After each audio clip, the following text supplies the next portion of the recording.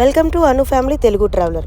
ఆంధ్రప్రదేశ్ రాష్ట్రం విశాఖపట్నం జిల్లా కూర్మన్పాలెంలో 2025 సంవత్సరం ఫిబ్రవరి 10వ తారీఖున అనగా సోమవారం వేదమాత గాయత్రీమాత ఆలయంలో ప్రతిష్టా కార్యక్రమం.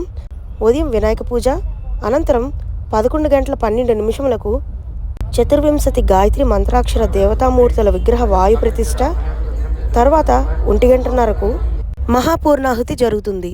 అంటే మొత్తం 24 విగ్రహాల ప్రతిష్ట జరుగుతుందండి ఈ ఆలయంలో. ఇక్కడ మీకు చూపిస్తున్నాను చూడండి, మొత్తం 24 విగ్రహాలు ఉన్నాయి. ఈ విగ్రహాలన్నిటినీ కూడా సోమవారం నాడు ప్రతిష్ట చేస్తున్నారు.